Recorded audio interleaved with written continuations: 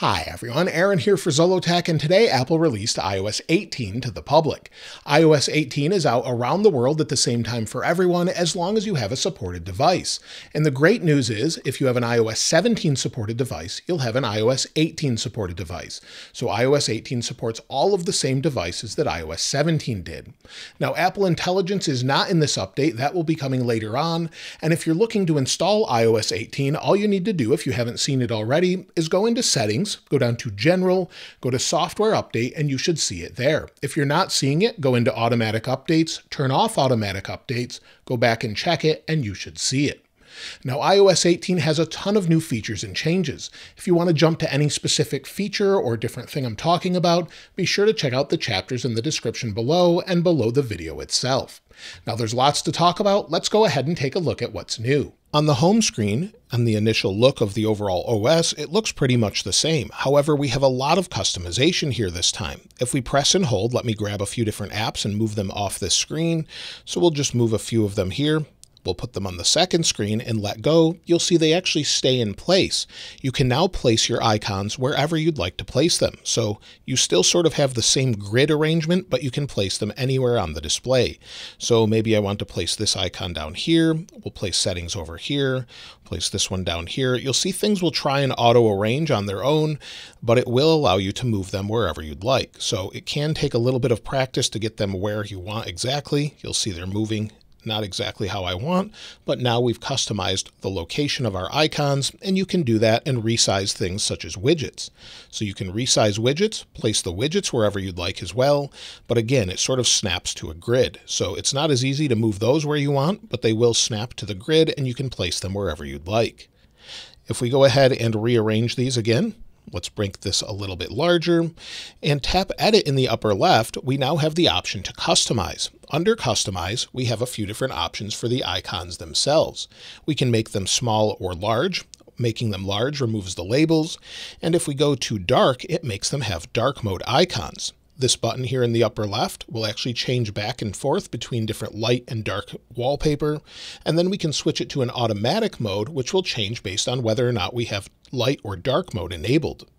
If we go back to dark mode, change the wallpaper, you'll see that's how I typically keep it, but we also have this tinted option as well. You can change between any color you'd like, and it sticks to all of the different icons. So you have to customize them all or nothing, but you can change them to whatever you'd like. Bright or dark, or red or blue, or whatever color you prefer. Let me switch these back here, and I'll leave this like this, and if we go to the home screen again, press and hold, tap Edit. We also have the option to edit pages. If we go to Edit Pages, we'll see all of our different pages like we've had before. It's just another way to access that instead of tapping the dots at the bottom for your different pages. Additionally, if we scroll over, of course, we have all the different widgets. We have some new widgets to go along with this. Again, you can resize all of these different widgets however you'd like. And there's a new widget for Journal. We have a new home electricity usage tracking option, and that's available in specific areas. We'll talk about that a little bit later. We also have a fitness tracking update that allows you to track your training load, health vitals, and cycle tracking. So you have two new widgets there, as well as an option to use wallet connected cards information. So that will all stick here if you want to use these widgets. Another thing they've changed has to do with the widget itself, where it's more customizable. So if you press and hold, of course you can move it around, you can change the size, but if you're looking for a widget for a specific app, just go ahead, tap Home, press and hold on Journal, and on Journal itself, you'll see we have a few different icons here. So we have the option for a little icon. Tap the middle one, it will switch to the regular size widget. Press and hold again, we have another size widget. So if there's different widgets available for each specific app, you can actually cycle through those very simply. So bring it back to the actual app itself. The same is true for any app that actually has a widget. So if maybe you want to go to podcasts, you can make a widget here just by pressing the button and it will switch to that widget. Tap again and it goes smaller, but then you'll have to rearrange your home screen. Once you've customized your home screen however you prefer, have light mode or dark mode icons or tinted icons, once you switch wallpaper, it sticks with those. So if we go to this wallpaper, swipe home, you'll see we have light mode icons as well as the focus mode enabled that we chose. Again, if we press and hold, go to the next one, This one actually has tinted icons that are set to match the background as best as possible. And the tinted icons will try and sort of match your background aesthetic, but it sticks with it when you switch between different wallpaper.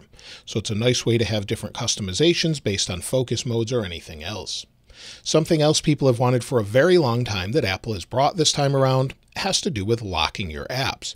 If you want to lock a specific app, let's try YouTube here, we can require Face ID. Just press and hold on the app, tap Require Face ID, and then we can either just have it locked by requiring Face ID or hide and require Face ID. If we hide it, it will verify with Face ID, tell us that we're going to hide the app, saying obscured app appearance, no notifications, calls, or alerts from that app.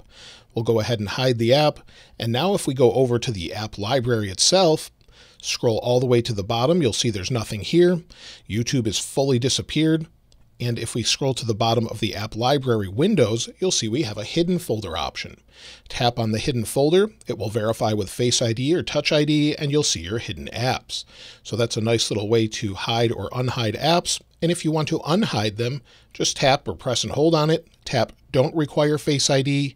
Now it's no longer hidden. So we're back to where we were. If we go into the Control Center, this actually is completely redesigned with full customization. You'll see here in the upper right that we actually have a power button. If we press and hold on it, you can now slide to power off. So it's a different way to turn off your phone instead of holding down or pressing buttons. Go ahead and cancel that. Back in the Control Center, we now have multiple pages. You'll see the icons on the right where we can actually press and hold and swipe between pages, or just swipe like a normal page from top to bottom. We don't have to have all of these, but they're now an option. We have full customization of the Control Center as well. So if we swipe down, press and hold just like we would on the home screen, we can now add a control. This gives us a ton of different options. So you have main controls here, just listed like this, and then everything is alphabetical. So focus modes, notes, shortcuts, utilities, calculator, whatever you'd like, you can pick from one of these and then add one of those controls, including accessibility controls at the bottom. So maybe we want to use the Translate app. Tap on it, it adds it, and then we have the little handle here, just like we do on the home screen for widgets. We can then resize this, so we can change it to whatever we'd like, and now we have the option to resize the widget in the way we actually choose. Again, if we scroll down, we have larger widgets for music. If we scroll down again, we have some home options here, so if you want all of your home controls, you could have that. And swipe again, we have all of our connectivity controls. So lots of changes here, and we also have Bluetooth controls on the main screen. So again, you can remove these, but if you tap on it, we now have the option to go right to that last page we had, and then go to our Bluetooth controls, or we can turn it on or off. It does not fully disable it. They haven't made that part an option though. You can also press and hold on different widgets. So Shazam, for example, you can have it recognize music or the history. So lots of different options here. And also to go along with this, Apple has fully customized the lock screen with most of those same widgets. So if we go to the lock screen, press and hold, maybe swipe over, create a new wallpaper. If we add a new wallpaper, we of course have them for iOS 18. We have some featured ones as well as some of our older iPhone wallpaper. But if we go in and maybe select iOS 18, we can swipe between styles, of course. But in the bottom, you may have already noticed we can now change the option for the flashlight and the camera. If we don't want to use those, tap the minus button to remove it, tap plus, and then we have many of the same controls that we have in the Control Center.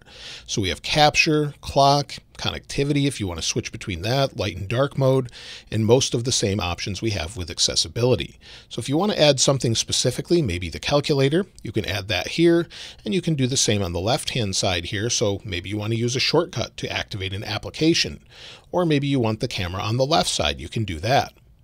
Additionally, we have some other options here. So of course we have the time, and within the time there's a few different changes here. So we have different time formats, of course, with different fonts and things. If we swipe over, you'll see even more. And of course we can adjust the size like we normally would. We have a little globe in the left-hand side with all of the different languages we can select between. And you'll see we can pick whatever type of alphabet we prefer. And then of course we have some different color options. So we have sort of a rainbow option. If we go back here, it will try and match the aesthetic, and then keep swiping, and you have some different options here as well. Depending on the wallpaper, you'll have additional options. So if we go to maybe the astronomy wallpaper, So we'll go back and go down here, and maybe we'll pick this one here. If we go to our options here, you'll see a little star to sort of match the aesthetic. So it changes depending on what wallpaper you have, what options you select, and it's fully customizable. They've even updated some of the widgets, such as maybe the clock widget. So if we scroll down, go into clock, we have a few different options. So lots of different widget changes, updates here. You have city digital and analog, next alarm. So if you want to change this, you can, of course, and the same is true on the home screen. So lots of customization this year. The customization doesn't stop here though. We also have some new customization with the action button. So if you have an iPhone 15 Pro, 15 Pro Max, or iPhone 16, you'll have an option for that. And if we go into settings, we'll go down to the action button. Of course, we have no action. We have accessibility, shortcut, controls. So if you want to choose a control, you can choose any one of those controls we had for the customization of the lock screen. Additionally, we have magnifier, translate, recognize music, voice memo, flashlight, camera, and then focus modes and silent. If we go to the flashlight, Apple's actually added a really nice new animation for this as well. Press and hold the flashlight to enable it, and now we have a fully customizable flashlight with the ability to change the beam strength and sort of beam width. So this is something that's not on all phones, but if you have an action button or the iPhone 15s, some of the older phones as well will have this. So if you change it, it actually changes the intensity and beam width as well. And that carries across to the iPhone 16. If we go into Spotlight Search and maybe we're searching for something, you can now search your call history. So if I type Apple and maybe I've called them recently, it will show up here. The same is true for a sports game. So if you're following football, maybe, so for example, a football team, the Carolina Panthers, you can follow a team here as well, and it will give you all of the relevant information. So there's more actions that you can actually press on within Spotlight Search when you're looking for something. Maybe it's a phone number or something else. Now you may have already noticed when we went into settings before that they've updated this with an all new look. We have icons for just about every single menu option now, and as we scroll down, it ends pretty quickly as it's not just this huge continuous menu. So as we scroll back up, it looks pretty familiar. It's a little bit narrower, and also they've removed the option for exposure notifications. You can actually search your settings at the top. So if you're looking for something, you'll see it's been updated with a different look. So if you're looking for maybe Bluetooth, it will help you find that. And in the future, it should make it even easier with guides to actually show you how to go in and change specific things. But that's coming in an update later on.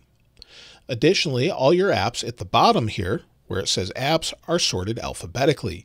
So maybe you're looking for, if we scroll down, we can just press and hold on the right and scroll.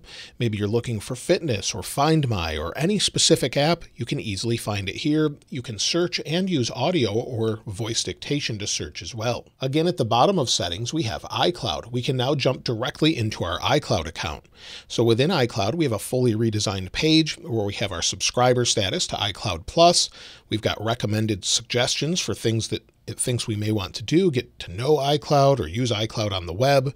We also show different storage options, such as how much storage we have with our drive, how many photos, passwords, and more. It actually says the iCloud backup failed. I'll need to update that. Shows us information about our plan and whether or not we have advanced data protection enabled. Also, if you do have a family plan with iCloud settings, if we go back here, go to our account at the top, you'll see it's now called Apple account. It's no longer your iCloud account. We have some new options here as well before we go into iCloud, and we also have the option to share a little bit easier with a family. So if you have a family set up, you actually can share with them. They can more easily accept that request, and you can now quickly set up items for families such as shared calendars, passwords, or grocery lists. Now we have an all-new Photos app, and before we talk about that, let's take a screenshot. And if we go into Screenshot, then go to our markup tools here, and then maybe add text. So we'll press the plus button, add text. We have an all-new menu that pops up to help us out. So if we press the plus button, we can add more text, we can delete it. Tap on it again, we can change the font itself with different information such as bold or change the overall size. And then we have additional options here with cut, copy, paste, and duplicate and delete. So lots of nice little options there that will show up when you actually paste text or maybe add a shape. You'll get the same sort of context menu. So it will match whatever you're doing. So let's go ahead and get rid of this. We'll delete it quickly. let's go into Photos. Now within Photos, we have an all new design. If we tap the X here, this is what it normally looks like. It shows you how many photos you have. You have an option to search in the top here, as well as select. If we go to search, we get some options here, and it suggests different things, and it's better as far as context. So we could say something such as winter 2022 or 2021 cars. You'll see it actually shows cars from 2021. So it's actually much better at finding things, even memories as well. If we go back, tap done, we'll go back to the main page here. Of course, we can select different photos if we want to do that and sort of delete or move them manually or in a group. And if we scroll down, you'll see it looks completely different. So if we scroll up, these menus below disappear, and then we've got some options for years, months, and all. We can sort here in the bottom left with different things such as sort by recently added.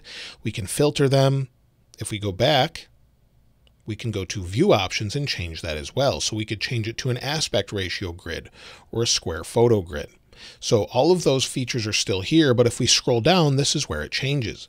You'll see we have pinned collections, we have recent days, albums, memories. We also have trips and different media types, utilities, wallpaper suggestions, and then customization or customize and reorder. If we go into customize and reorder, you'll see we can add or delete different things. So maybe we want to get rid of trips, maybe we'll get rid of albums or recent days, whatever you'd like, you can remove or add with wallpaper suggestions and more. So it's fully customizable, and originally this was a little bit different, but then they changed it. We also can swipe left to right to see some of our utilities. So we actually have additional options here. So as we swipe between them, you'll see many more options. We can go into the utilities to see all of them at once, how many of there are, such as recently saved, recently edited, and more. So this is completely different than what we had before. The same is true with media types as we swipe through them, and it's just a completely different design. Now we have some settings to go along with this, and if we go into settings, we'll go down to Photos. So we'll go to our apps. Again, it's alphabetical, so we'll go to Photos. And within Photos, at the top, you'll see we have a new search option. We can show app in search, show content in search, and if we scroll to the bottom here, we have a new option for enhanced visual search. It says allow this device to privately match places in your photos with a global index maintained by Apple, so you can search by almost any landmark or point of interest. You can enable this or disable this, whatever you'd like, but it's something that's new. If we go back into Photos, maybe we'll go into a specific photo itself. So we'll go into this one from a watchOS 11 video I did. You'll see it looks a little bit different with the menu at the bottom. They've changed it just a little bit, and they've also changed it as well if we go into the edit menu. So it looks mostly the same, but there's some new options here. So in the upper right here, we can go in and copy our edits and paste. Now, all of the other things that we're getting are coming to Apple Intelligence, and that will be on supported devices later. So much of this looks familiar, but we have a few different updates here with the way it works. You can actually lock an aspect ratio with this lock here when you're editing, unlock, or lock the aspect ratio itself.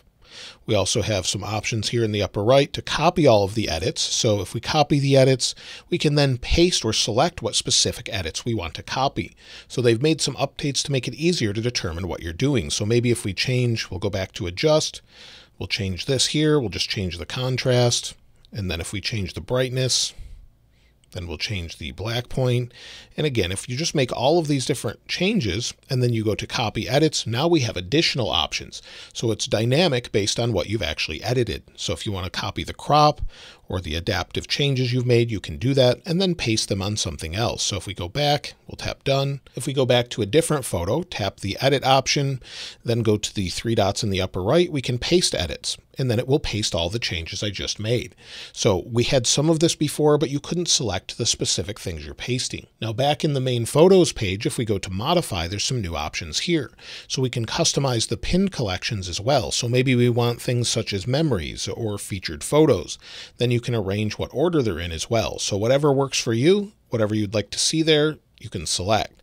You can also add any collection or album. So if you want to even add hidden, you can do that as well. And speaking of hidden, if we go down to maybe our utilities, go into hidden, wait for it to unlock. This time around, it doesn't unlock on its own. You have to actually tap View Album. In addition to the hidden folder that's locked, we have a recently deleted locked folder. And if we recover something, it looks a little different. So if we go in here, if we wanted to recover this screenshot, we could do that.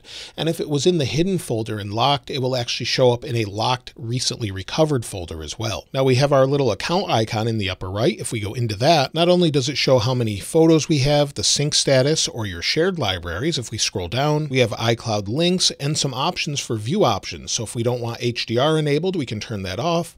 We can autoplay motion. Of course, we've got our sharing options, show featured content, show holiday events, and then you can reset this as well. So it's up to you. However you want to fully customize this, you can. To go along with photos, we have some updates to the camera as well. The camera itself looks pretty much the same on all of the most recent models. However, with the iPhone 16, we'll have camera capture that will change this a little bit, but we have some new settings and options here. If we go into settings, scroll down to camera, within camera, there's an update to actually play music at the same time you're recording video. So you'll see here, it says record sound, and it says stereo mono, but now we have a new option for allow audio playback. Audio playback will not pause automatically when recording video. When playing audio using the iPhone speaker, audio will be recorded in mono.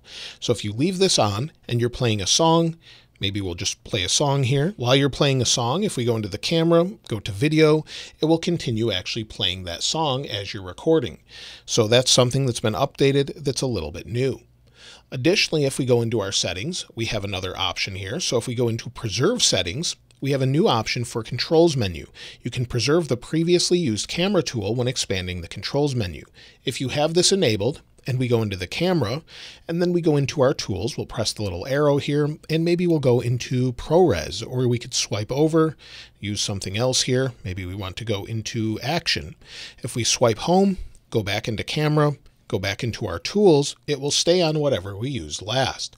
So this is something that's been updated. If you want to preserve those settings, you can. Within our photos, if we go to take a photo and maybe we want to use the timer, we now have the option for 5 seconds. Previously, we just had 3 seconds and 10 seconds.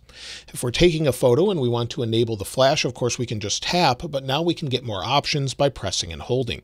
So if we press and hold on the flash option, we have auto, on, or flash off. So small changes, but something that's new.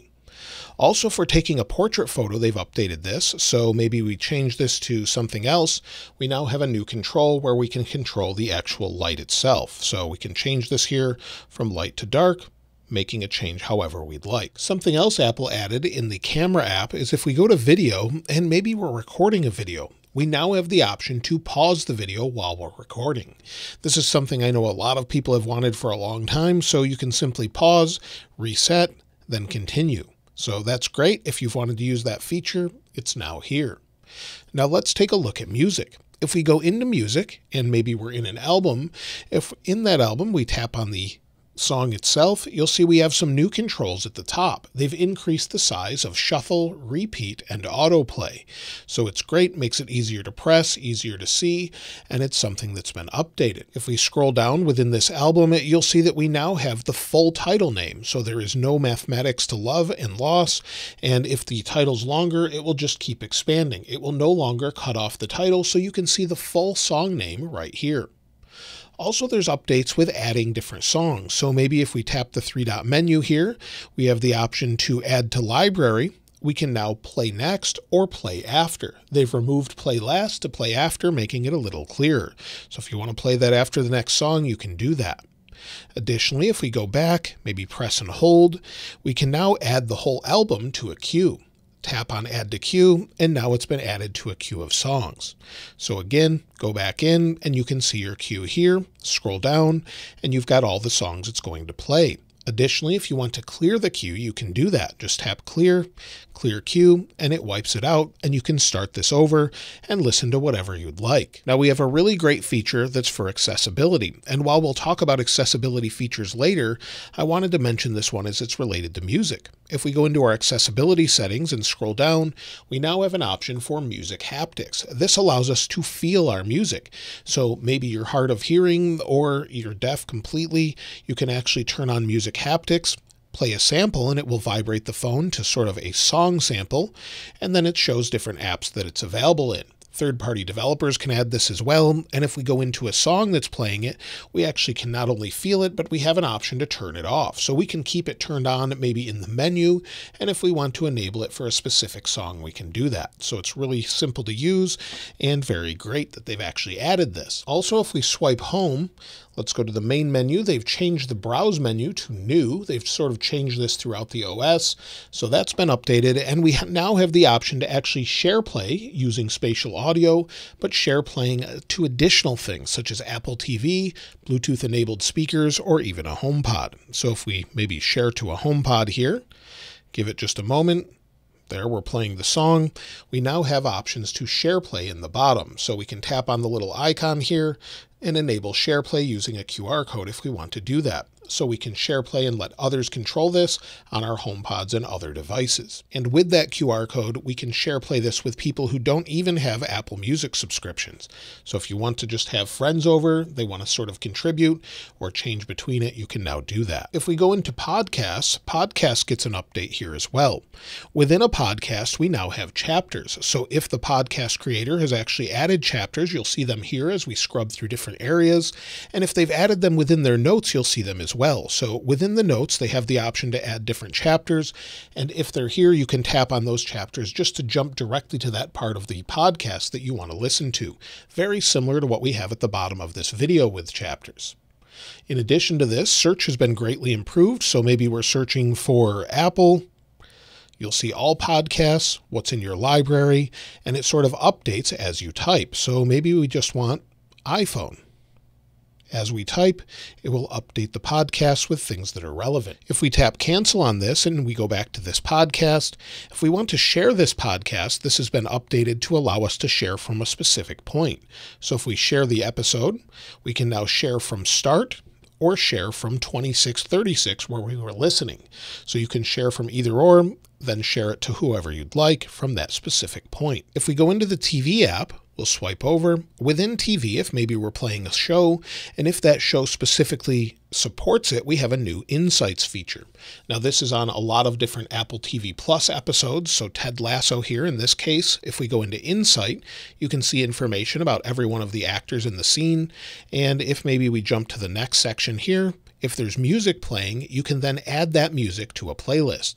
So tap on it and it saves it into saved songs. So if we go back into music and then we go into our playlists, you can actually see that under saved songs. So if you've saved anything from specific episodes, you'll see it in one place so you can listen to it later. Additionally, if we go into an episode, we have some options in the bottom right. So of course we have subtitles, and these subtitles and things are enhanced this time around. So not only do we have audio tracks and subtitles, but we can go in and enhance the dialogue. So we can enhance dialogue with boost or enhance, which will make that actually sound a little bit louder if there's a lot of music or background effects or noise. And additionally, dynamic subtitles will show up based on what you're doing. So you can have it on auto, and if you do have it on auto, they'll show up at the right time. So maybe you've jumped to a different section, you want to jump back and sort of catch something you missed. It will quickly turn on those subtitles so you can see what they said and then turn back off. In addition to that, maybe you want to mute the audio. It will actually start to show the subtitles. And one other thing it will do is they'll show if maybe a language shows up that's not set to what you're listening to. So maybe you have your language set to English, something pops up in Spanish. It will then show those subtitles for the Spanish spoken language in English. So it works really seamlessly and it's pretty great. It works across Apple TV as well. Messages gets quite a few updates this time around. If we go into Messages, Messages now supports RCS. Now this is based on carrier and country, but it should be enabled, but you will need to enable it in your settings. If we go into Settings and then we go down to Messages, so go to your apps, scroll down, and then you'll see RCS messaging. Within RCS messaging, make sure this is enabled. Then if we go back to Messages, you should see RCS, but it may not show up until you message someone that actually has RCS. Once you actually have that enabled, it adds a few different things, such as better quality photos and videos, emoji reactions. So maybe we want to say we want to react to this one. I can give a thumbs up. That will show up on the other phone as well. So if I bring in a Pixel phone, you'll see it here where I actually gave a thumbs up and it showed up on the Pixel 9 Pro XL. Group chats should be much better. It should be easier to text back and forth between Android and iPhone or someone just not using iMessage. And if I start typing, we'll start typing hello, you'll actually see the typing status here on the iPhone while someone on Android is typing. It works the other direction as well. So as I'm typing here on the iPhone, you'll see it on Android. It supports those better quality photos and videos like I mentioned, and it also has read or read receipts. So those will show up if you have that enabled. Messages will also send over Wi-Fi or cellular. So it's great that they've finally added this. Something we've wanted for a very long time on iPhone is the ability to schedule messages. You can now do this, but you cannot do this if it's on RCS. For whatever reason, you have to do this while you're on an iMessage. So if we go back and within an iMessage account, you'll see I've already typed, hello, this is a new message scheduled to be sent later. We'll tap the plus button to the left and we have a new option to send later. If we go into this, we can now schedule when to send the message out by about 2 weeks.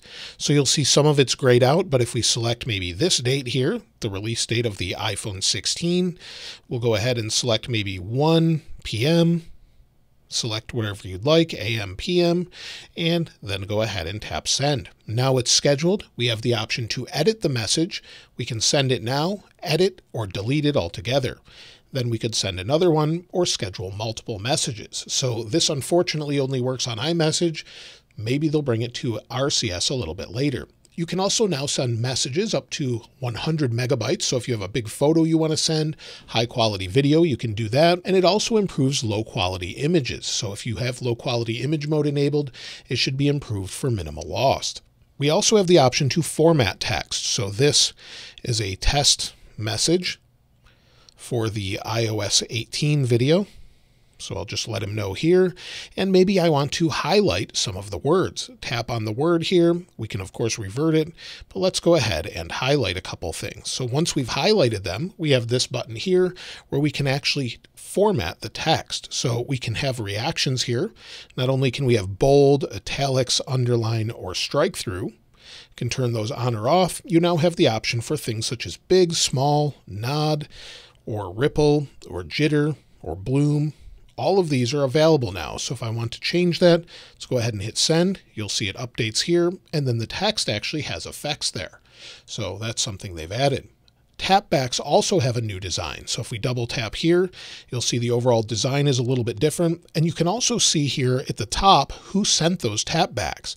So the menu looks a little bit different. I sent 2 before. If I add one, I'll just tap this. You'll see it changes, and now it shows that reaction. Within the emoji keyboard, we now have the option to add emoji in line. So if we add an emoji here, we'll add multiple, and it starts to shrink. Then we can add stickers in line as well. So maybe we want to delete some of those. We can add some stickers in line and do the same thing along with emoji. So that's a nice little update where we couldn't do that before. Also, if I paste a link here, the link card now matches the background of whatever you've pasted from. So if we go back in, maybe we'll go to Apple, and this time around, we'll paste a link from the main page. So if we go back, paste again, you'll see now it's white. So that shows different backgrounds for the link cards based on whatever you're pasting from. Additionally, in specific countries, we'll have messaging via satellite. If we go into our settings for messages again, scroll to the bottom, we have satellite connection demo. Now, you will need a connection to the sky, a clear view of the sky, and it works similar to what you have with emergency SOS. If you tap satellite connection demo, you can turn off cellular, and then it says try to get a clear view of the sky. Once it does this and you connect to a satellite, you'll be able to text from it. So if you don't have cellular or any connection, you'll actually be able to use that in an emergency or just a remote area if you need to. So we'll give it just a moment here. It says keep pointing the satellite, and you'll see it move, and it will help you orient it. Once you've selected that, then you can actually text or message someone. So we'll tap end. Once it's connected, then you could text someone. You'll see you have messages, Find My, roadside assistance in the US, and emergency SOS. Phone gets some very big updates as well. If we go into the phone app, under the keypad, and we start dialing a number, you'll now have T9 dialing. You'll see contacts related to that number specifically, and if we dialed something else, it will show that as well. We can tap 9 more to see the other related numbers to go along with it. If we go to Recents, under Recents, we now have images to match the different contacts that have called, and we also have better spacing here. Additionally, we have Search at the top, where we have voice dictation, where we could search by voice or go into search, and if we type maybe Apple here, you'll see calls related to Apple. We also have voicemails that have transcriptions with Apple in it, as well as related contacts below. So this has been heavily updated and looks much, much better. Favorites looks a little bit better. And if we go back to the keypad and maybe call Apple, so we'll go ahead and call them. We'll turn it down here. The background has been updated. It looks a little nicer. Call recording is coming a little bit later, but if we go into the control center, we have some phone controls at the top. We now have different options related to that. So we have automatic mode, standard mode, voice isolation, and wide spectrum.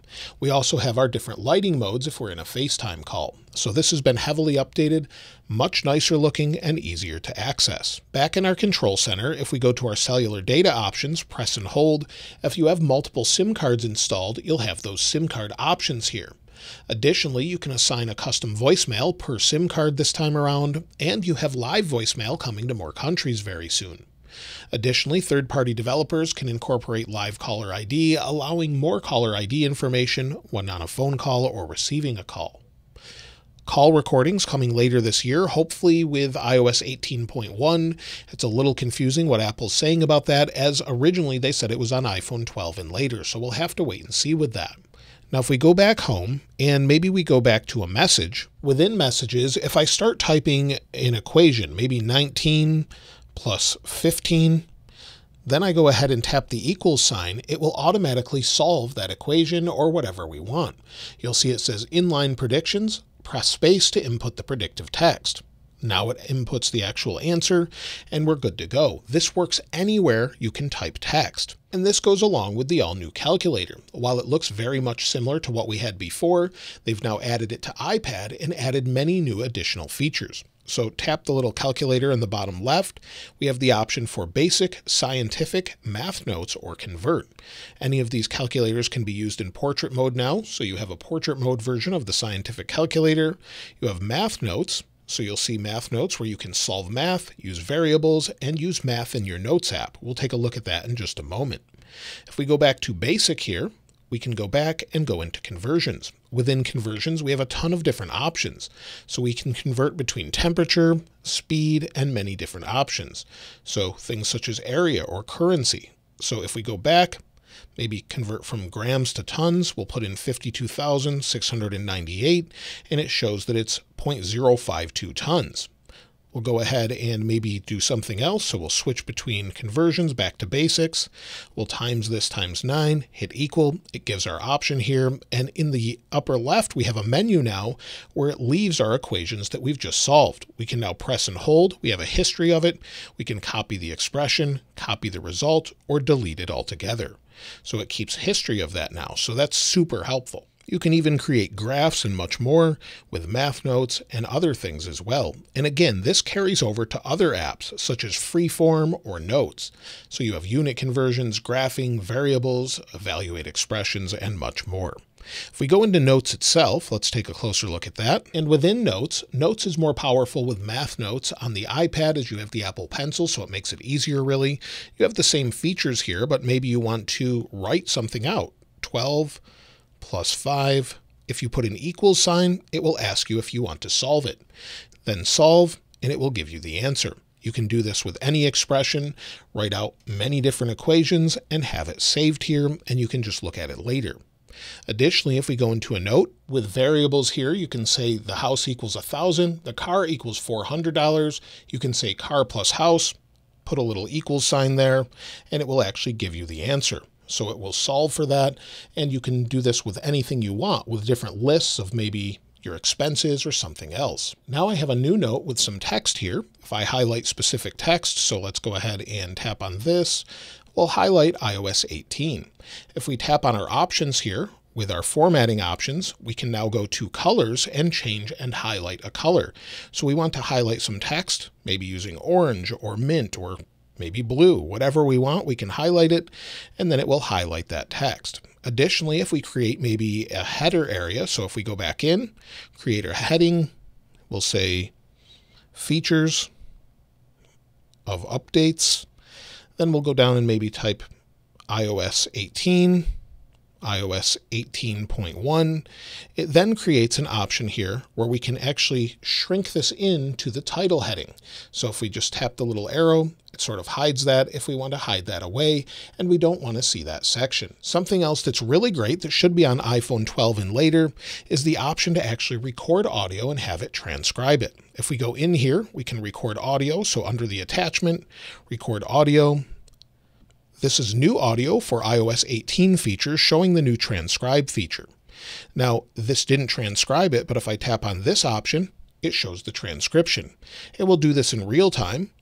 There's some great features that have to do with live transcription in Notes as well as other apps as well. And you'll see it transcribes it. We tap done. It places it within the note. You can play it back and you can actually see the text here. It's pretty fast, does it in real time. And then you, of course, can go into it, edit the text, whatever you'd like, copy, paste it, and it's super helpful. Now, if we do another audio recording, while we're recording, you can swipe down and continue to take notes while it's recording. So if we go back into this, again, go into live transcription, you'll see it in real time, swipe down, and it continues to record. So if you want to use this for notes while you're typing at the same time, you can do that. It may be a little bit glitchy there, as you see, but it allows you to do that. So I think that's a really great feature. We'll stop it from here, and it makes notes much more useful. We also have some font options. However, it doesn't seem to be easily accessible necessarily. So you can see the different sections here as far as what we have. But if we go into our settings, there's a new font section for system. So back under settings and then general, swipe down, you'll see fonts. We now have system fonts. These actually can be installed. It's things that different applications use. And if you have font options within that application, you should be able to select these. So this is on top of what you had with My Fonts. So that's what we had before. Now you have system fonts. Now, the overall OS will not let you change the font. So just keep that in mind. You can go into them, see the font itself.